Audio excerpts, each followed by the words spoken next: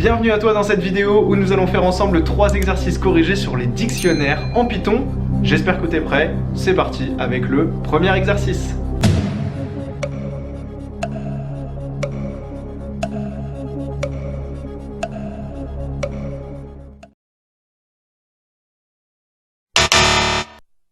Allez mon petit Novel, pour ces exercices, on va réaliser la correction sur quelque chose de concret, c'est-à-dire directement sur Python.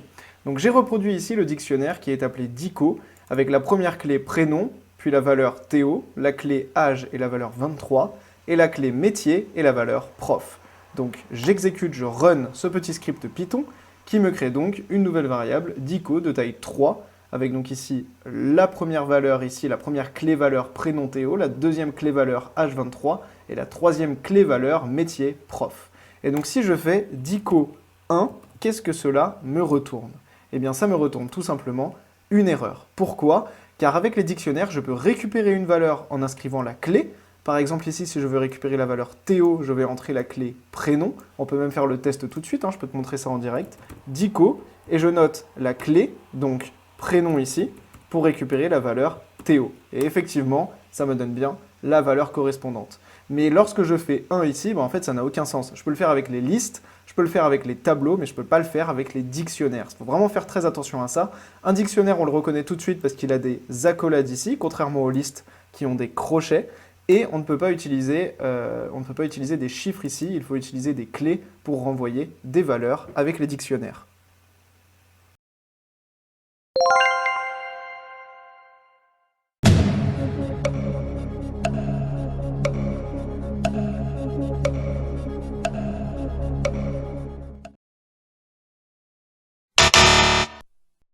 Donc pour cette deuxième question, si tu as bien compris ce que je t'ai expliqué dans la première question, que retourne dico âge? Âge, comme tu peux le voir ici, c'est une clé. Donc du coup, lorsqu'on inscrit une clé, ça retourne la valeur correspondante. Donc si je fais dico entre crochets âge, comme ceci, je note la clé, ça me retourne donc la valeur correspondante.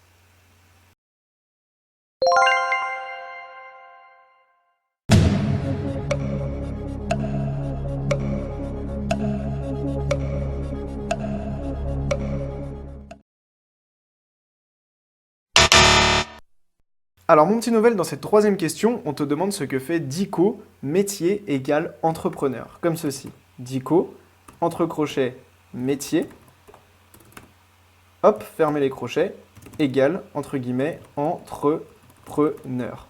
Et bien comme on l'a vu dans le cours, lorsque j'appelle une clé qui existe déjà dans mon tableau, car ici ma clé existe déjà dans mon tableau, la clé métier, et que j'écris égal à une nouvelle valeur, eh bien je vais écraser la valeur ici présente, donc prof, et la remplacer par entrepreneur, tout simplement. Ici, tu vois que j'ai ma variable en temps réel, prénom Théo, âge 23, métier prof, et si j'exécute cette commande, hop, tu l'as vu en direct, prof a été remplacé par entrepreneur. Donc on l'a vu dans le cours, lorsqu'on appelle un dictionnaire par son nom et qu'entre crochets, on écrit la clé égale à une nouvelle valeur, eh bien ici, on va remplacer la clé par une nouvelle valeur. Si je voulais rajouter une clé, par exemple ici, prénom, âge, métier, on pourrait rajouter le nom, la clé nom, tout simplement, pour avoir le nom correspondant à moi, tout simplement. Et bien, ce qu'on peut faire, c'est tout simplement écrire dico, entre crochets, et ici, le nom de la nouvelle clé qu'on veut ajouter dans notre dictionnaire. Donc ici, la nouvelle clé, ce serait nom, et je vais lui donner sa valeur, égale, tout simplement, et mon nom, on peut dire Martin, ou Dudu, ou n'importe quoi. Et ici, si je fais exécuter, tu le vois, mon dictionnaire s'est agrandi, il est maintenant de taille 4, et j'ai une nouvelle clé valeur, nom Martin. Donc ça, il fallait vraiment bien le retenir du cours. Lorsque je veux ajouter une nouvelle clé avec la valeur correspondante, eh bien je nomme cette nouvelle clé et elle apparaît tout de suite. Et lorsque je veux remplacer la valeur d'une clé déjà existante, eh bien j'écris le nom de ma clé qui existe déjà dans mon tableau et j'écris la valeur que je veux lui affecter. Donc je pense que tu vois bien la différence. Pour remplacer une clé, on appelle la clé qui existe déjà et pour créer une nouvelle clé, eh bien, on rentre ici le nom de la clé qu'on veut ajouter à notre tableau qui n'existe pas déjà dans le tableau, tout simplement.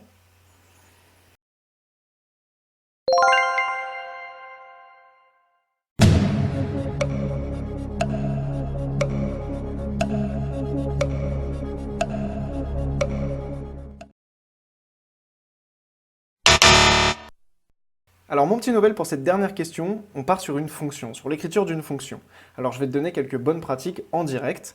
J'ai créé deux variables, dico1 et dico2, et pour appeler ma fonction, pour l'exécuter lorsque je vais run mon programme, je dois créer une fonction main. Donc définir une fonction main, deux points, et cette fonction main va appeler ma fonction, que je vais appeler fonction, tu vas le voir juste après, avec comme argument le premier dictionnaire. Ok ? Maintenant, on passe à l'écriture de la fonction. On veut écrire une fonction qui renvoie true si une des valeurs de mon dictionnaire est prof. Donc tout d'abord, définir une fonction et écrire une fonction, il faut donc écrire def et le nom de la fonction, qu'ici on va pouvoir appeler fonction, tout simplement.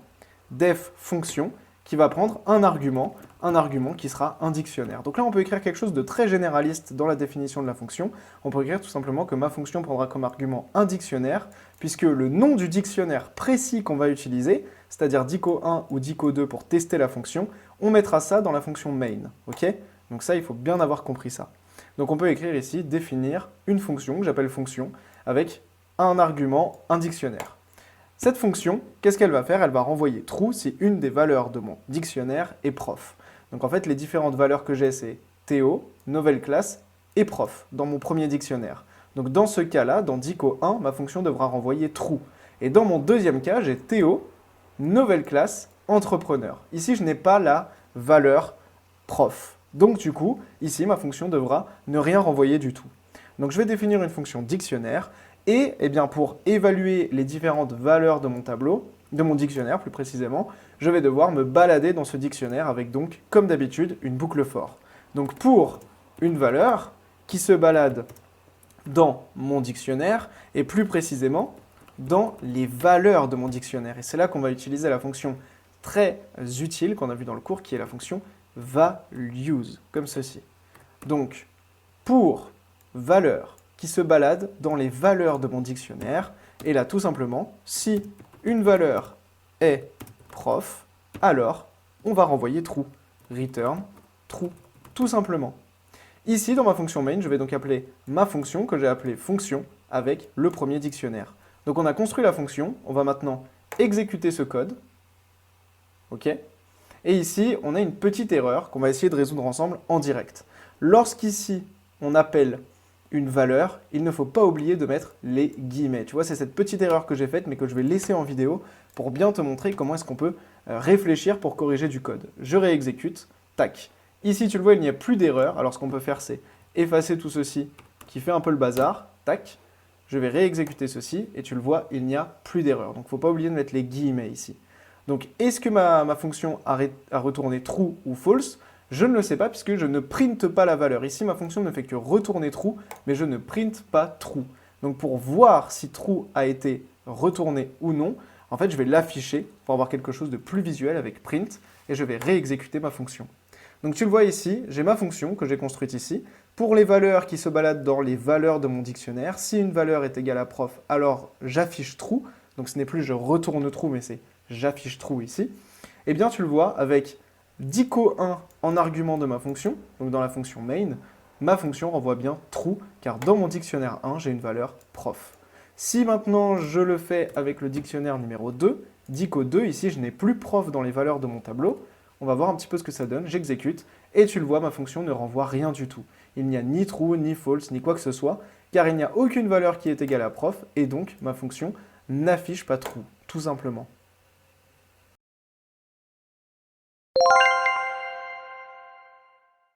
Et voilà, j'espère que cette vidéo t'a permis de t'entraîner sur les dictionnaires, et moi je te dis à tout de suite dans la prochaine vidéo Nouvelle Classe.